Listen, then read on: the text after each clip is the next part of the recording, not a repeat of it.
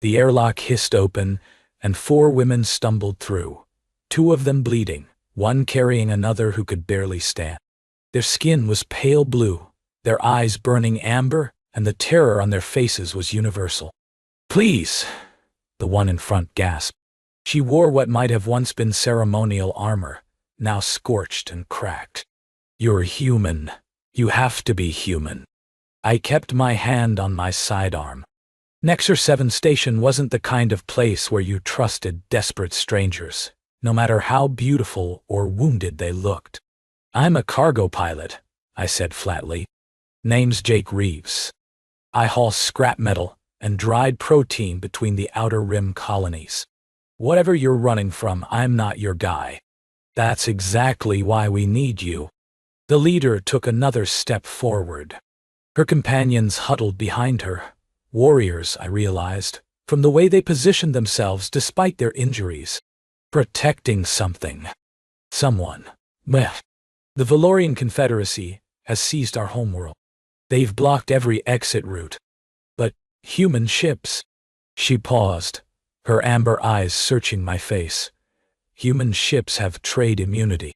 They don't search you." I glanced at the woman being carried. She was smaller than the others, wrapped in a torn cloak that hid most of her features. Just another refugee, I thought. Another victim of another galactic war that had nothing to do with me. "What's so special about her?" I asked. The leader hesitated. "She's our queen, the last of the Valkorian bloodline. If she dies, our people have no legitimate claim to resist the occupation. They'll be absorbed into the Confederacy within a generation." A queen. Of course. Because my life wasn't complicated enough. "I'm not a smuggler," I said. "And I'm definitely not equipped to play escort for galactic royalty. We're not asking you to fight." The leader's voice cracked. "Just fly. Get us to neutral space. The Galactic Council station at Meridian 4, DART. That's all." I should have said no. Every instinct screamed at me to seal the airlock and boost out of here before whatever was chasing them caught up. This wasn't my war. These weren't my people. But then the queen raised her head. Her eyes were amber too, but darker, almost gold. And in them, I saw something I recognized. Not fear. Not desperation. Just exhaustion. The kind that comes from running too long, fighting too hard, losing too much. "I've heard stories about humans," she said softly. "That you fight for strangers, die for people you've never met." A pause. "Is it true?" I didn't answer. But I didn't close the door either. "Get inside," I heard myself say. "And stay quiet." 3 hours into our run, everything went sideways. Valorian warship, Mira, the leader, the Queen's head of security, announced from behind me. "They're hailing us, demanding a cargo inspection." I looked out the cockpit viewport. The Confederacy cruiser hung in space like a predator waiting to strike, its weapons arrays gleaming in the starlight. My ship, the Dusty Horizon, was a 30-year-old Terran freighter, held together by duct tape and stubbornness. Not exactly a fair fight. "Do they have inspection authority in this corridor?" I asked. "No. But then they're not getting one." Mira stared at me. "You can't just refuse a Valorian warship." "Watch me." I flipped the comm switch. "Valorian vessel. This is cargo ship Dusty Horizon, Terran Federation Registry. Your inspection request is denied per Human Federation Trade Protocol, Article 17C.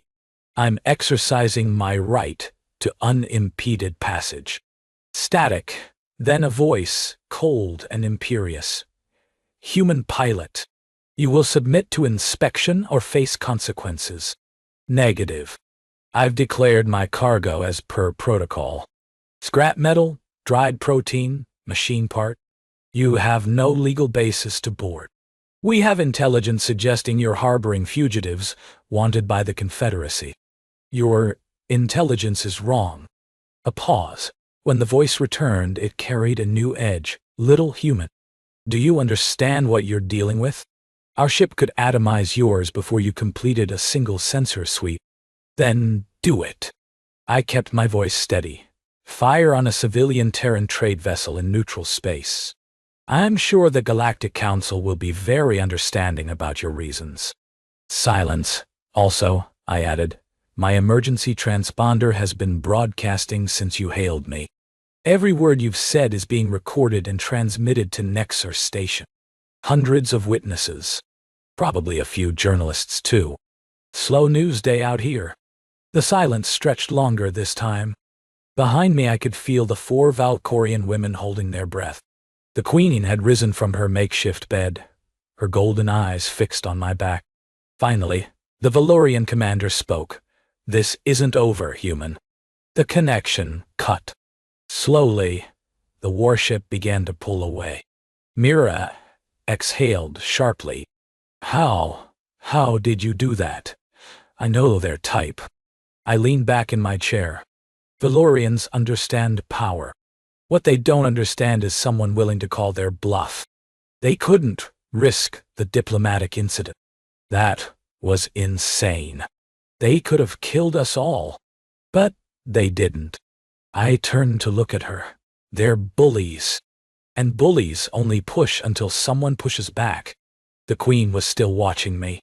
Something in her expression had changed. Curiosity, maybe. Or reassessment. You've done this before, she said quietly. Face down superior forces. It wasn't a question. I turned back to my controls without answering. We were 12 hours from Meridian 4. 12 hours from being done with this mess. But something told me it wasn't going to be that simple. They caught up with us at the Corvan Nebula. I'd been expecting it. The Valorians weren't stupid. They just needed time to get authorization for what came next. 3 ships, Mira reported, her voice tight, blocking the exit vector. And they're broadcasting a diplomatic override, claiming pursuit rights under the Fugitive Recovery Accord. That accord doesn't apply to Terran vessels. They're claiming the Queen is a war criminal. That changes the calculus. I pulled up the sensor data. 3 Valorian interceptors, each one fast enough to run us down and armed enough to blast us into atoms. The nebula's electromagnetic interference would block any distress call. They'd learned from their mistake. Human pilot, ... The voice on the comm was different this time. Older, more confident. I am Commander Kethros of the Valorian Third Fleet. You are ordered to surrender your passengers immediately. Failure to comply will result in your destruction. On what authority? The authority of superior firepower. A cold laugh. We're no longer in sensor range of neutral stations. No witnesses, no recordings. Just you, your obsolete freighter, and 3 warships. I suggest you reconsider your position. The 4 women had gathered in the cockpit behind me. I could feel their fear, their desperation.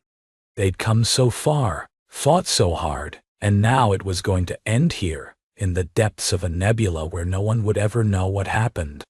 Give us the Queen, Kethros continued, and we'll let you go. You have my word. Just a cargo pilot after all. No reason for you to die for aliens you've never met. I was quiet for a long moment. Then I reached under my console and pulled out a small metal case. Inside was a pendant, a silver eagle clutching a star. I hadn't worn it in 5 years. You ran my ship's registry, I said, slipping the chain around my neck. Did you run my name? Confusion in Kethros's voice. What? Jacob Michael Reeves. 20 years, Terran Marine Corps. Sergeant Major. 3 tours, on the Crithian front. 2, on the hegemony border.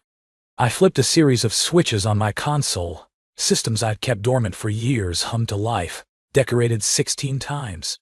Including the Nova Cross, first class. The Valorian commander went silent. Mira was staring at me.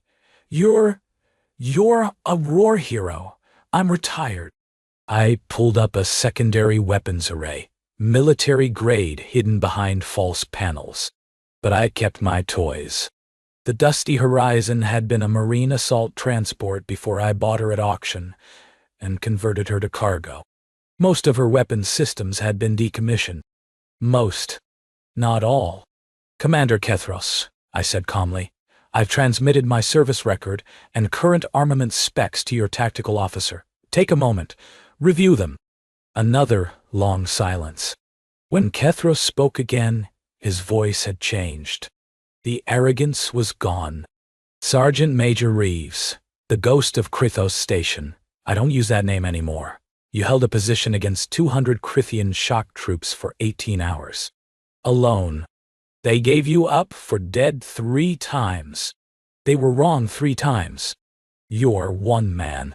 And you're 3 ships. I let the words hang, but I'm not trying to destroy you. I'm just trying to leave. And you need to ask yourself, is capturing 1 refugee queen worth losing 2 of your interceptors? Because that's my minimum. The seconds ticked by. Behind me, the queen moved forward. She placed 1 hand on my shoulder, a light touch, barely there. You could have told us, she whispered. Didn't matter who I was before, only matters what I do now. The comm crackled. Valorian vessels are powering down weapons, Mira reported, disbelief in her voice.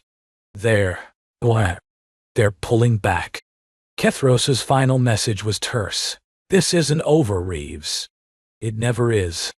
The interceptors fell away behind us as I guided the Dusty Horizon through the nebula and toward open space.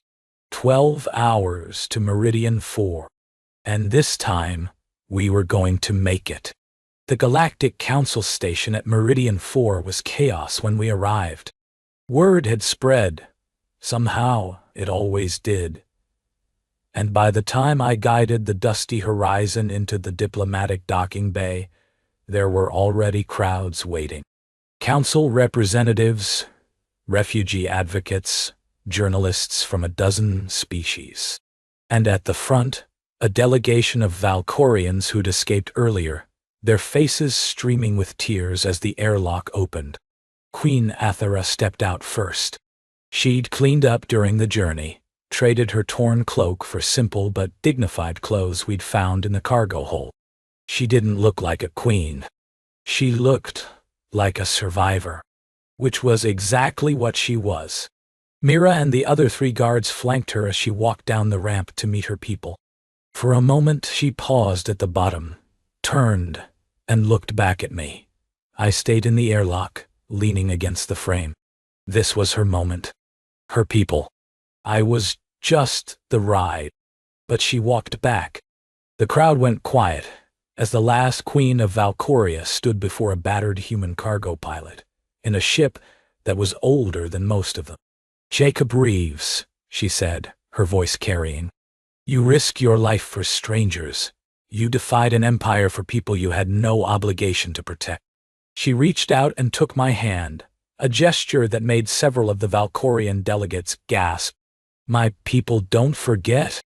I don't forget. I was just doing a job. No. Her golden eyes held mine. You were being human. She released my hand and turned to address the crowd. I watched her go, watched her transform from exhausted refugee to queen, her shoulders straightening, her voice rising as she spoke of resistance, of hope, of a future her people would fight to reclaim. A Galactic Council official approached me with a datapad. Mr. Reeves, the Council would like to offer you a commendation, and there's the matter of compensation. Keep it.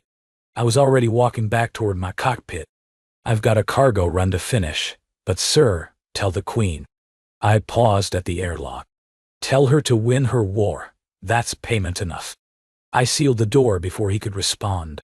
The Dusty Horizon's engines hummed as I lifted off from Meridian 4, leaving the crowds and cameras and politics behind.